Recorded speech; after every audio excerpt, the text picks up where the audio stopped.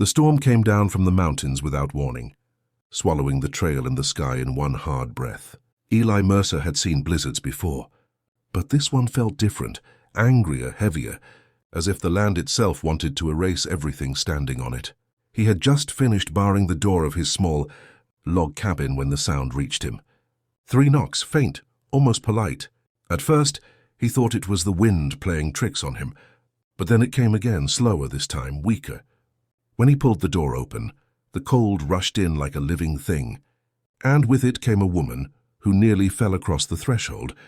She was Apache, her dark hair stiff with ice, her thin clothing torn and soaked through. Snow clung to her lashes, and her skin was so pale it frightened him. For a moment neither of them spoke. She looked up at him with eyes that had already seen too much and said, in broken, careful words, that she would pay for shelter. She had nothing left to give but herself. Eli felt something twist inside his chest. The frontier had taught him many ugly lessons, but one look at her told him she had learned them all already. He didn't answer her offer. Instead, he pulled her inside, slammed the door against the storm, and wrapped a thick wool blanket around her shoulders. Her body shook violently as he guided her toward the fire. She flinched when his hands touched her arms, as if expecting pain, not help. He set stew on the coals and placed a cup of warm water in her hands. She drank slowly, watching him as though kindness were a trick she hadn't yet uncovered. He turned his back while she changed into dry clothes, staring at the rough wooden wall and forcing his thoughts to stay where they belonged. Desire had nothing to do with this night. Survival did. As the warmth began to reach her bones, her breathing steadied. She sat close to the fire, knees drawn in, silent but no longer shaking. Outside, the wind screamed and clawed at the cabin, but inside there was only the crackle of burning wood and the heavy quiet of 2 strangers, sharing the same fragile shelter. When sleep finally took her, curled on the floor near the hearth, Eli remained awake in his chair, staring into the flames and wondering how a world could freeze someone so completely that offering their own body felt like the last thing of value they had left. Morning came slowly, filtered through frost-coated windows and the low crackle of dying embers. Eli woke stiff in his chair, his neck aching, but his eyes went first to the floor by the hearth. The woman was still there, wrapped tightly in the blanket, asleep but breathing steady now. Color had returned to her cheeks, and in the quiet light she looked less like a ghost and more like someone real, someone who had survived something terrible and kept going anyway. When she woke, she startled, sitting up too fast, her eyes searching the room as if expecting strangers. Eli raised his hands slightly, a small gesture meant to calm. He poured hot water into a tin cup and passed it to her. She accepted it with both hands, nodding once in thanks. Her voice when she spoke was soft and careful. She told him her name was Nalin. Each word sounded practiced, learned the hard way. They shared the stew in silence. Eli noticed how she ate, slowly, deliberately, like someone who knew food could disappear again at any moment. Afterward, she stood and began to help without being asked, sweeping the dirt floor, folding the blanket, moving with quiet purpose. It wasn't submission, it was survival mixed with pride. He watched her uneasy, because her usefulness seemed to be the only permission. She believed she had to exist there. Later, as the wind eased outside, she told him what had happened. Soldiers had come before sunrise, fire, shouting, gunshots. Her people scattered into the hills, some falling, some taken. She had run until her lungs burned and her feet split open, hiding by day and walking by night. The cold had followed her everywhere, creeping deeper with every mile. Eli listened, saying nothing, knowing that words would only cheapen what she carried. That evening, as shadows stretched long across the cabin, she made the offer again. This time her voice didn't shake. She said she would stay, would give herself if he kept her safe. It was spoken like a trade already agreed upon, as if refusal had never been an option in her life.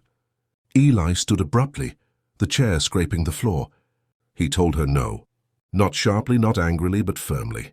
He said she didn't owe him her body, her obedience, or her shame. Shelter was not something to be bought like that. She stared at him, confusion crossing her face, as if he had denied a rule of the world she thought was unbreakable. That night, the space between them felt different. Still cautious, still fragile, but warmer in a way the fire alone could not explain.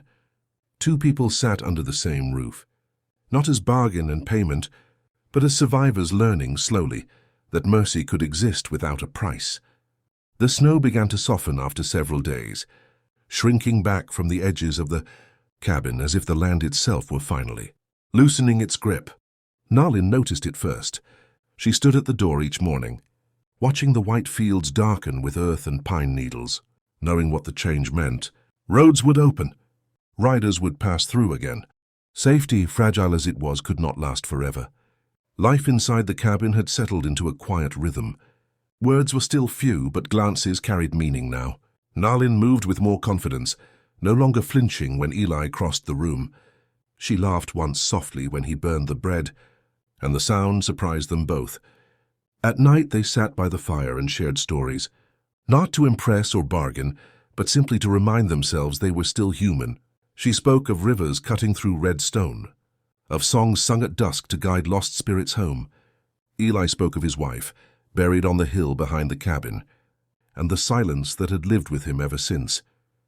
When riders appeared in the distance one afternoon, Nalin stiffened. She recognized the danger before Eli saw the dust. She knew what men like that did to women like her. The old fear returned to her eyes, but something else stood beside it now. Resolve. She would not be taken again.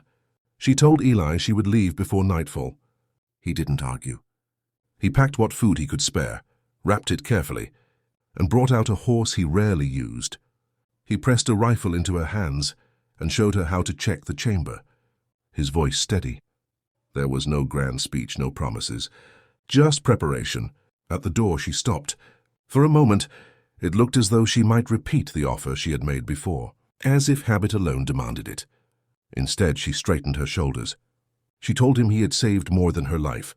He had shown her that a woman was not only what she could endure or surrender. Her voice caught, but she held it firm. Eli nodded, unable to trust himself to speak. He watched as she mounted the horse, her posture strong, no longer hunched against the world. When she rode away, she did not look back right away. When she finally did, she lifted one hand in farewell, a small deliberate gesture of choice. The cabin felt emptier after she left, but not hollow.